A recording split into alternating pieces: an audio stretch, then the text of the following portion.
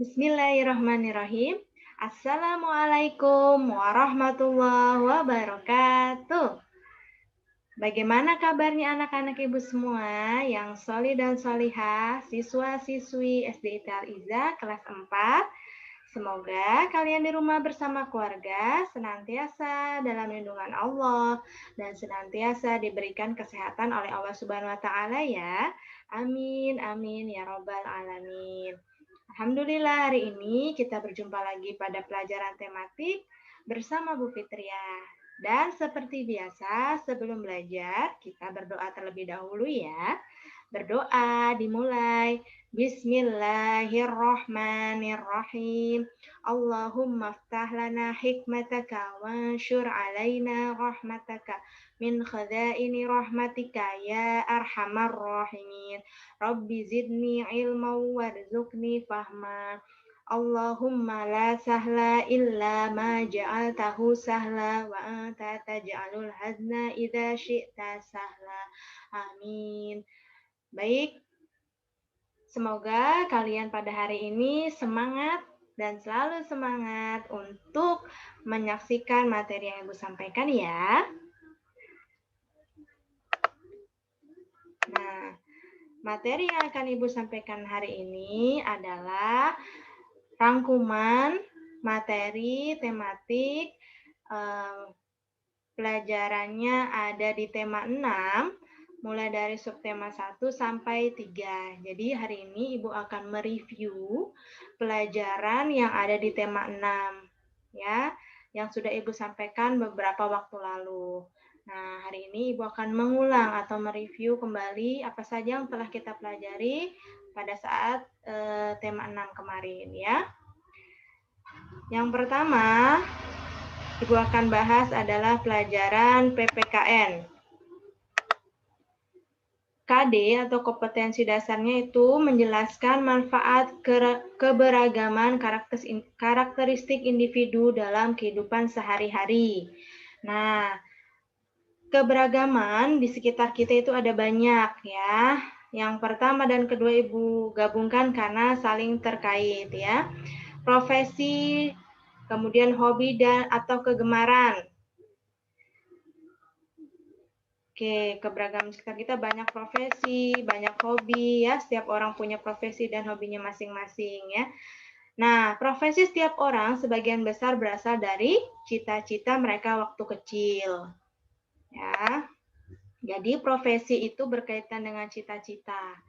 Ya, biasanya setiap orang sebagian besar profesinya berasal dari cita-cita mereka waktu kecil. Hal ini didasari dengan hobi, minat, atau kesukaan mereka dulu. Ya, jadi cita-cita ini juga biasanya berkaitan dengan hobi. Seseorang memiliki kegemaran atau kesukaan terhadap sesuatu hal atau suatu bidang tertentu, nanti ada kemungkinan cita-citanya tidak jauh-jauh dari hobinya. Nah, dari situ nanti pekerjaannya juga tidak jauh-jauh dari cita-citanya. Nah, minat atau kesukaan kalian terhadap bidang tertentu dapat membantu untuk meraih cita-cita.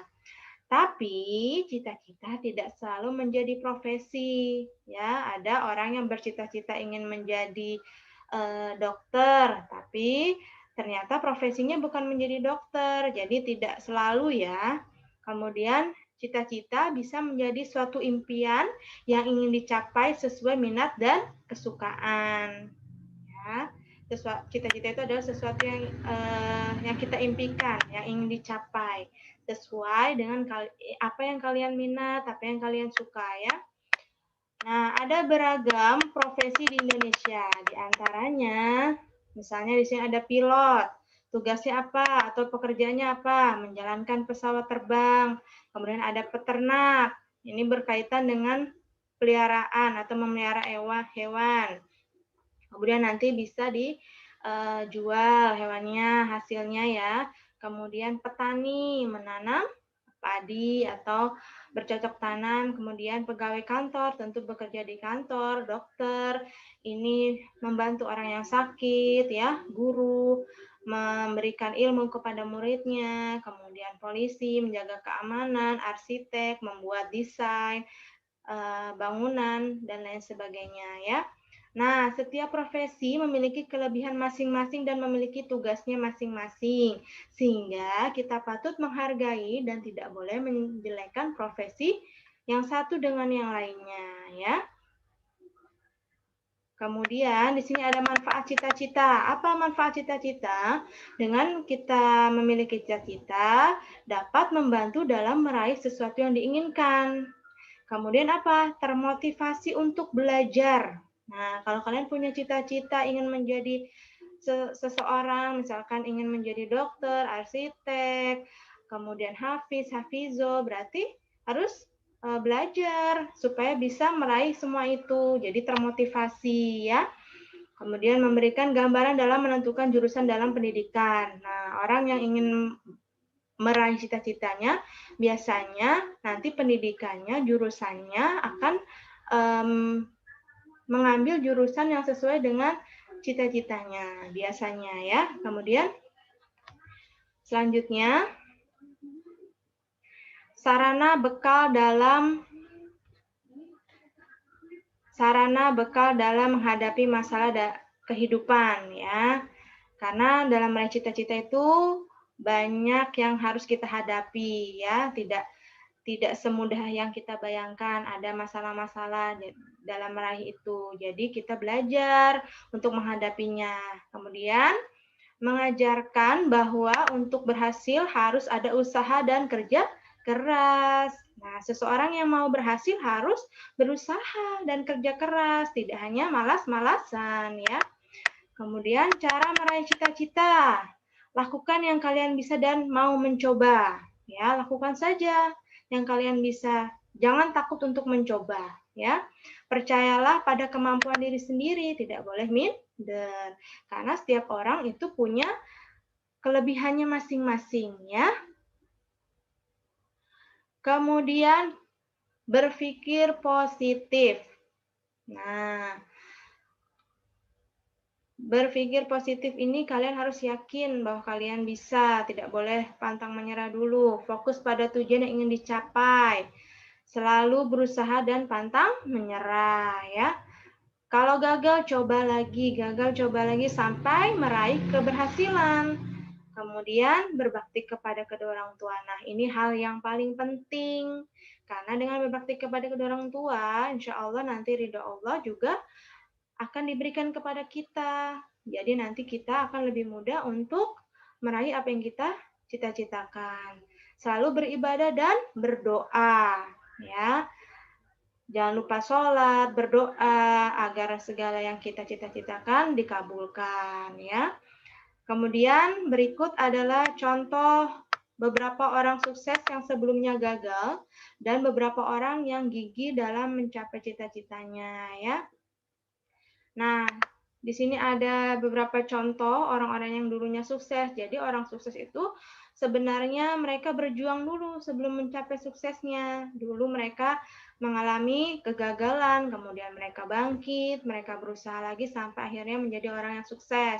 Nah, di sini contohnya ada J.K. Rowling. Nah, ini beliau adalah seorang penulis fenomenal, yaitu penulis novel Harry Potter kalau kalian tahu ya, yang difilmkan.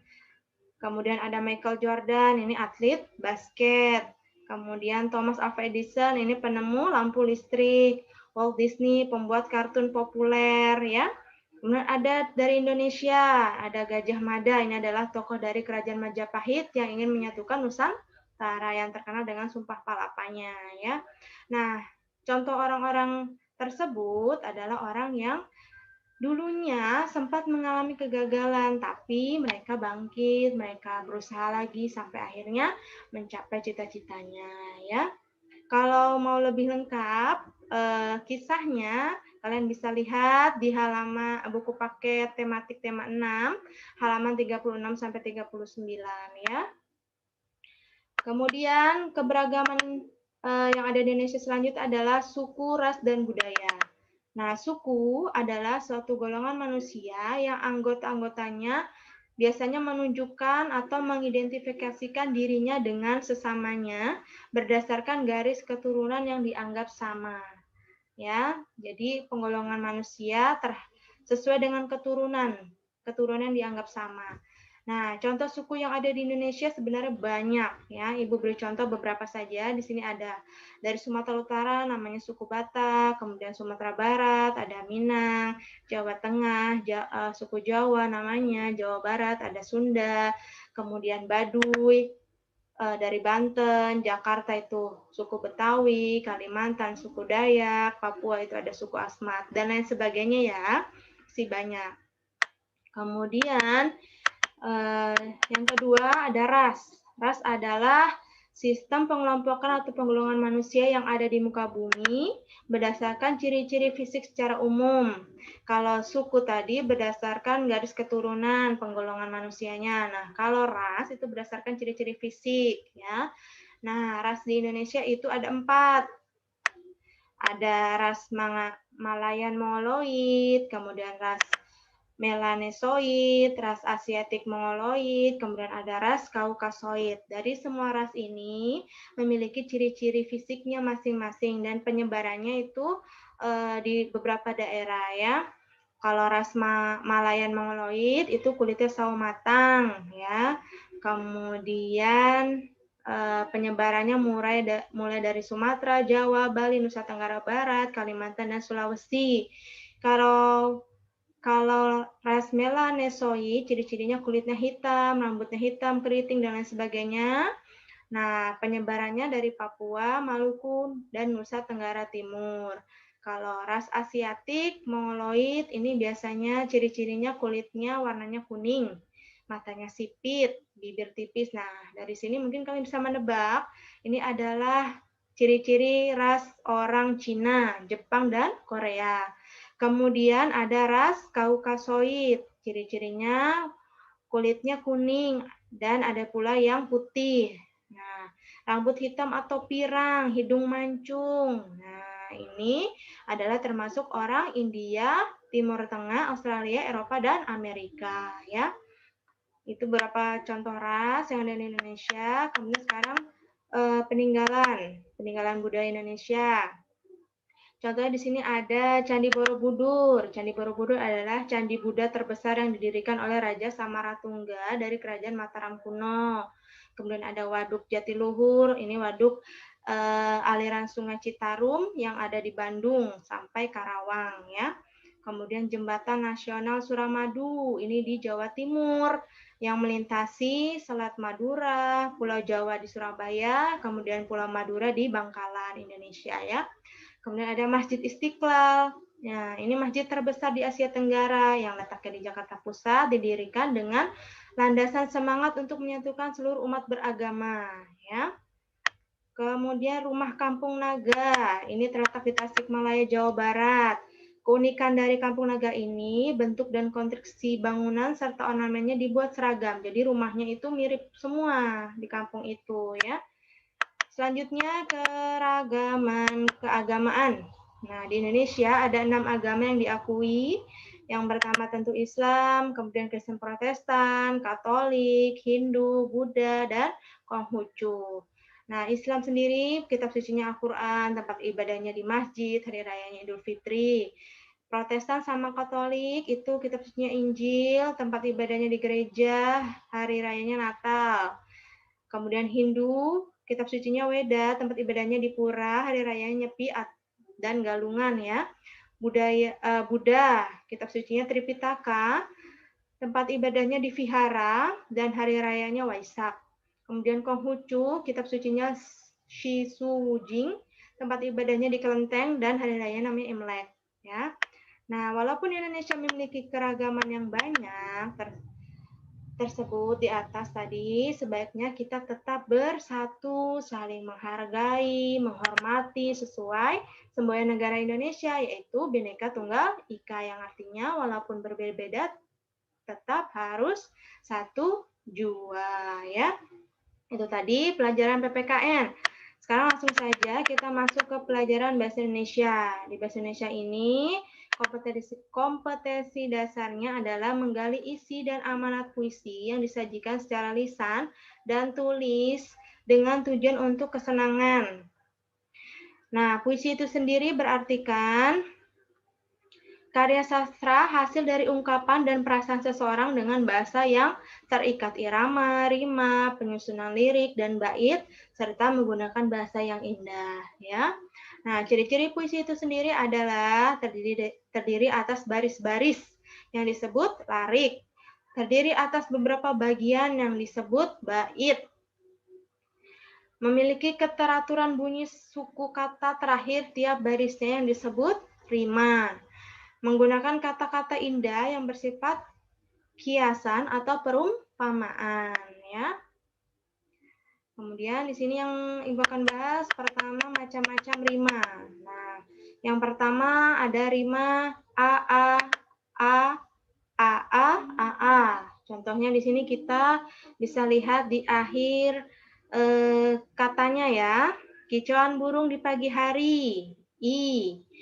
Kemudian penyanyi, i. Diri, i. Juri, i. Walaupun belakangnya i semua, tapi ini disebutnya namanya rima a a. Ya, lihat. Oke. Sekarang yang kedua, rimanya ab, ab. Kita lihat di akhir katanya saja langsung ya. Bulan purnama di malam hari yang indah. Hurufnya A dan H ya, atau A dan A, H sama ya, A dan H. Kemudian siswanya A, lelah A dan H, bangsa A ya, berarti A, B, nih, ini A, ini B, ini A, ini B. Walaupun belakangnya tidak AB, tapi disebutnya AB ya.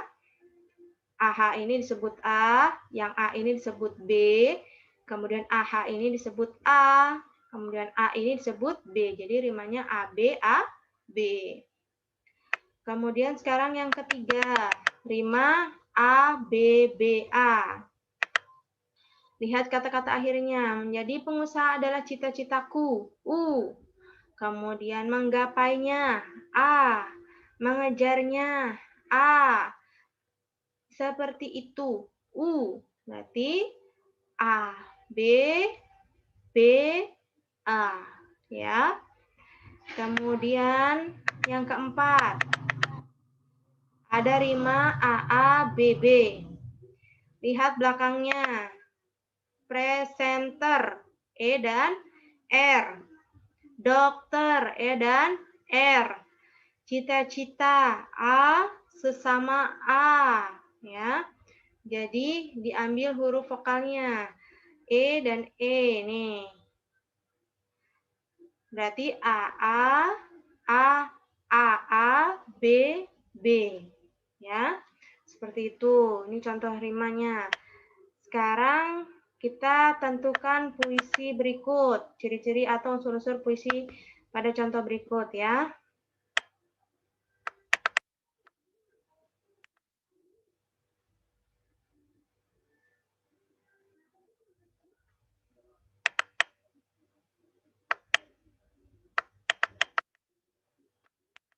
Nah, kalian juga bisa lihat ini di halaman 16 sampai 17 ya, menentukan ciri-ciri puisi. Oke, di sini ada puisi yang berjudul Cita-Cita. Karya Rukmayanti. Nah, di sini misalkan ada pertanyaan, tentukan temanya. Tema itu berarti isi puisinya tentang apa? Bertema apa ya? Berarti menggapai cita-cita temanya. Judul puisinya cita-cita. Jadi judul dengan tema itu berbeda ya. Kemudian yang ketiga, pengarang puisinya ada Rukmayanti. Nah, jumlah baitnya ada 3. Mana bait? Bait itu yang ini.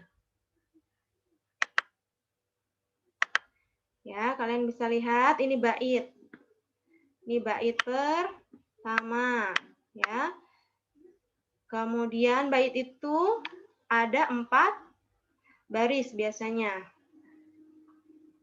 Ya, kemudian ini yang kedua. Ya.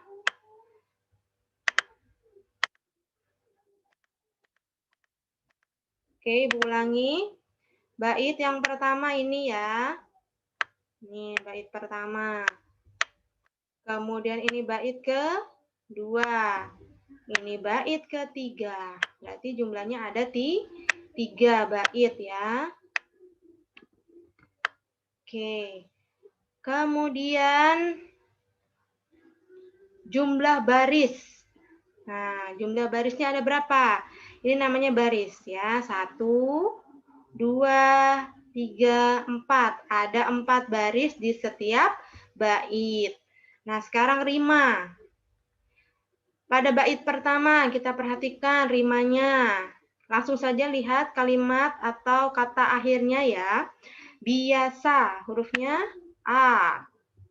Kemudian belajar, hurufnya A dan R. Ya. Kemudian cita-cita, A. Kemudian lihat huruf vokalnya ya. A juga sama. Berarti bait pertama rimanya adalah AA, AA. Sama penyebutannya AAA juga. Sekarang bait kedua. Perhatikan. Di sini huruf terakhirnya itu vokalnya adalah U. Ya. Ini U. Kemudian ilmu U juga, terarah A, ya, buku U.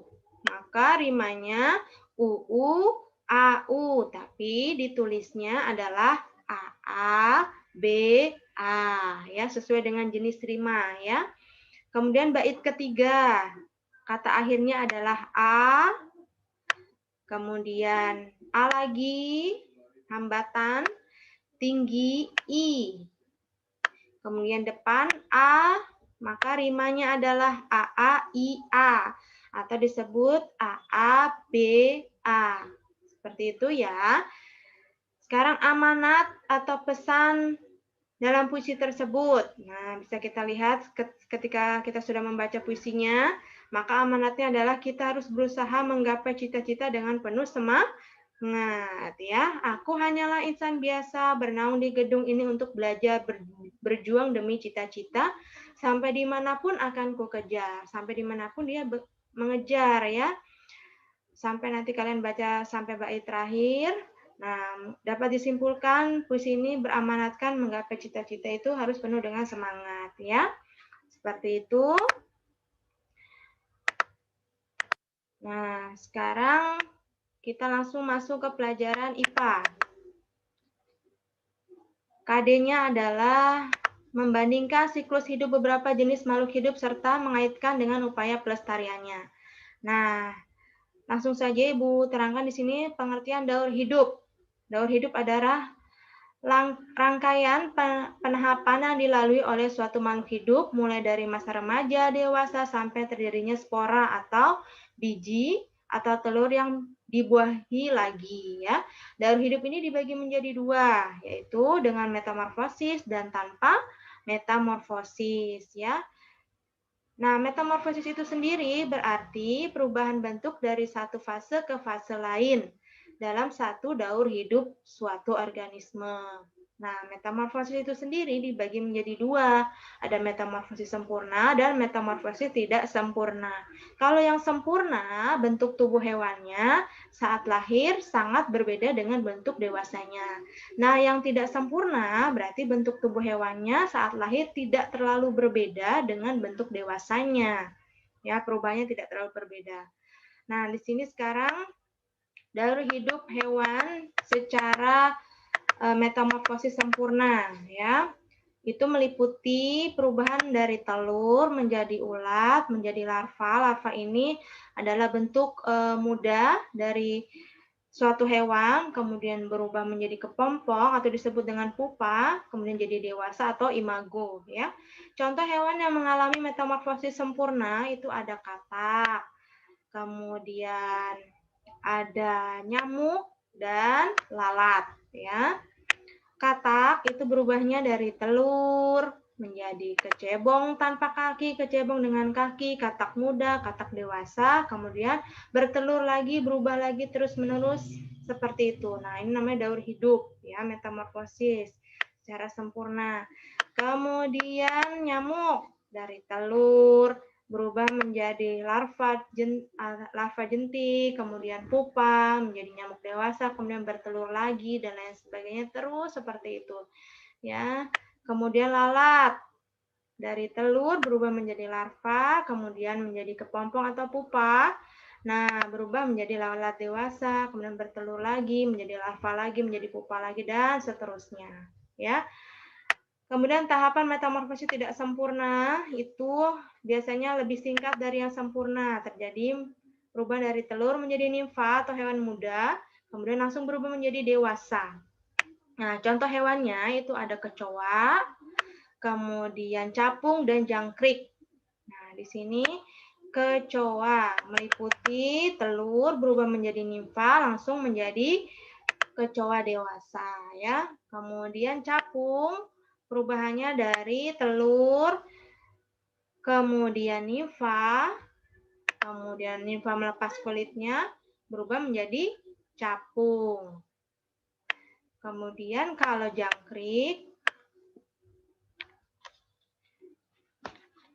ya jangkrik itu dari telur berubah menjadi nimfa, langsung jangkrik dewasa.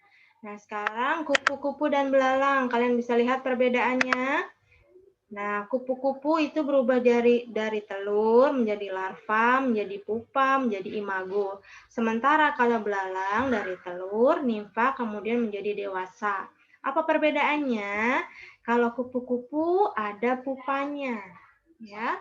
Kalau belalang tidak, dia lebih singkat. Berarti kupu-kupu adalah jenis hewan yang mengalami metamorfosis secara sempurna.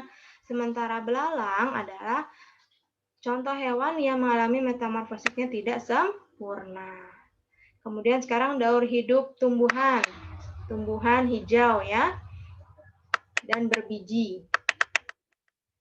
Nah, kalian bisa lihat di sini perubahannya itu dari biji menjadi tunas. Tunas sudah mulai tumbuh akar kecil sekali ya. Kemudian menjadi kecambah. Kecambah itu mulai tumbuh sedikit hijaunya. Kemudian akarnya lebih banyak ya.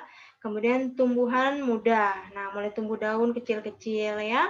Kemudian menjadi tumbuhan dewasa.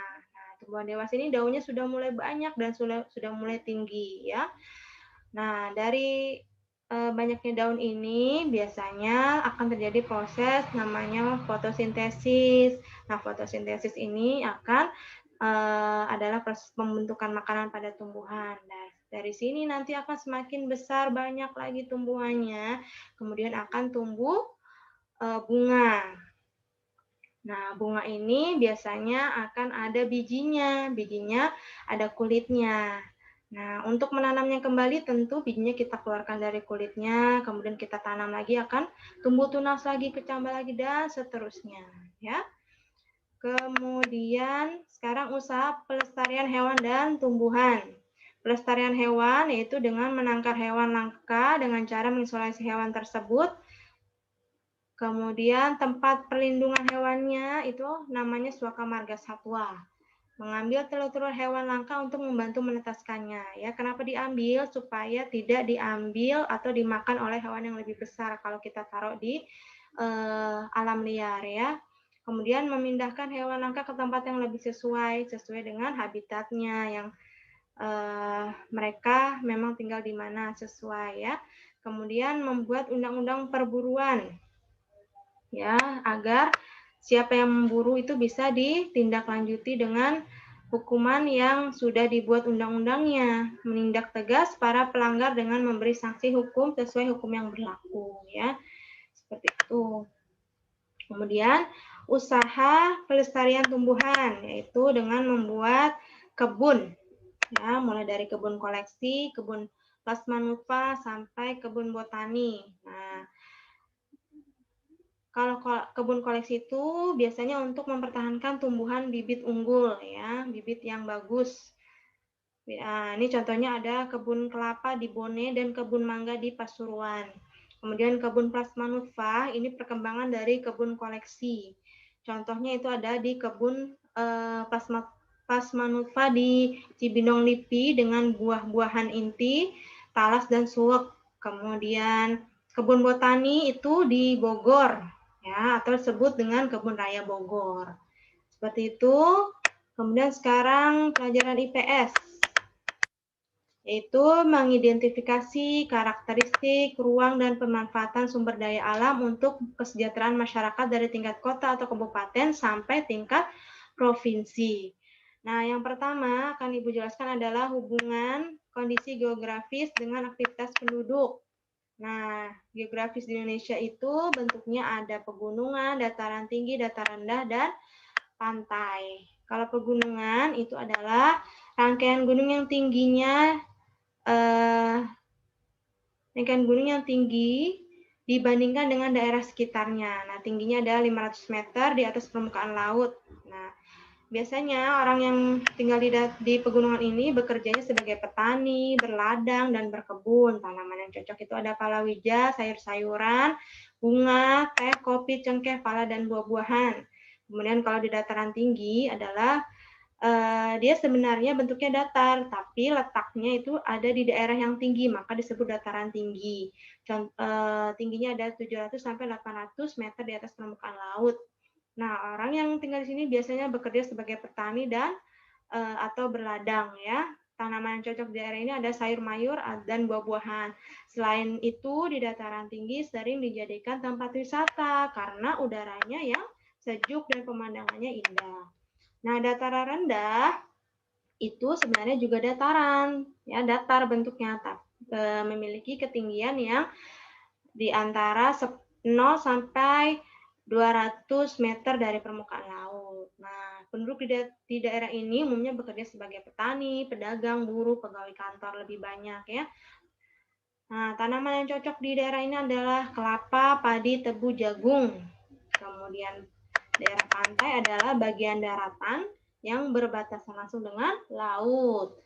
Nah, penduduk daerah ini umumnya bekerja sebagai nelayan, petani garam, pengrajin hasil dari laut, ya. Kemudian ada penjual jasa, karena biasanya di pantai itu dijadikan tempat objek wisata. Tanaman yang cocok di daerah ini ada kelapa, semangka, melon, dan buah naga. Nah, selain jadi tempat wisata, di pantai juga bisa dibuat tambak ikan, ya. Sekarang pemanfaatan sumber daya alam. Ibu sudah pernah sampaikan beberapa kali untuk materi sumber daya alam ini. Sumber daya alam itu dibagi menjadi dua, ada yang terbarukan dan tidak terbarukan. Kalau yang terbarukan tentu dia tidak akan habis walaupun digunakan berkali-kali, ya. Kalau yang tidak terbarukan, dia akan habis ketika digunakan terus-menerus, misalnya barang tambang. Nah, contoh dari sumber daya alam yang terbarukan itu ada dua, sumber daya hayati dan non-hayati. Kalau yang hayati, biasanya dia mencakup makhluk hidup, hewan, dan tumbuhan. Nah, kalau yang non-hayati itu tanah, air, udara, dan sinar matahari, ya. Kemudian yang sumber daya alam tidak terbarukan itu contohnya barang tambang.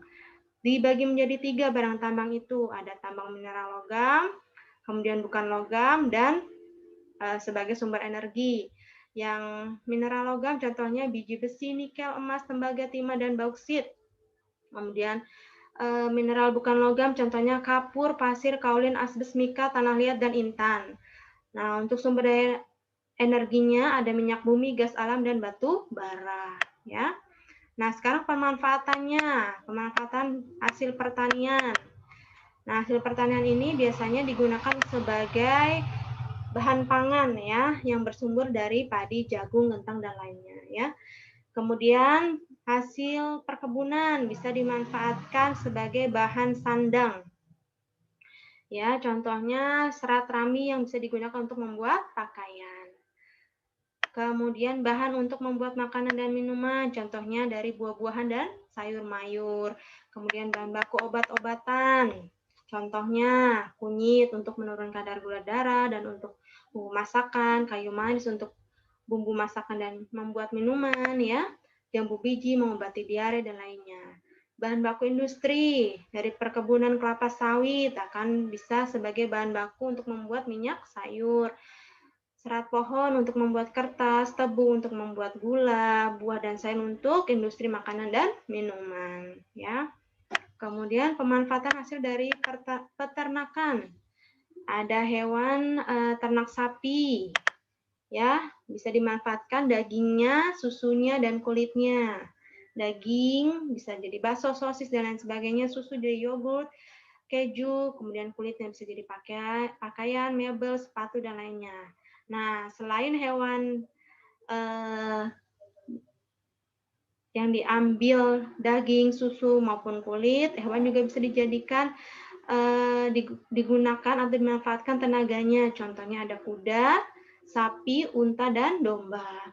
Kemudian ada juga hewan yang tidak bisa diambil atau digunakan tenaganya, tapi digunakan yang lainnya seperti telur dan dagingnya, bulunya itu adalah ayam dan bebek. Nah, telur dan daging ayam atau bebek bisa dijadikan bahan makanan. Kemudian bulunya bisa dibuat alat rumah tangga seperti kemoceng, ya. Membuat kok dari untuk bulu tangkis seperti itu, ya. Kemudian pemanfaatan hasil laut. Hasil laut itu yang paling sering dimanfaatkan oleh manusia itu ada ikan, kerang, dan rumput laut. Ikan bisa diolah menjadi makanan, kerang mutiara dapat diolah menjadi perhiasan, kemudian rumput laut dapat diolah menjadi makanan, dan dapat juga dijadikan bahan kosmetik dan obat-obatan, ya. Kemudian pemanfaatan hasil hutan.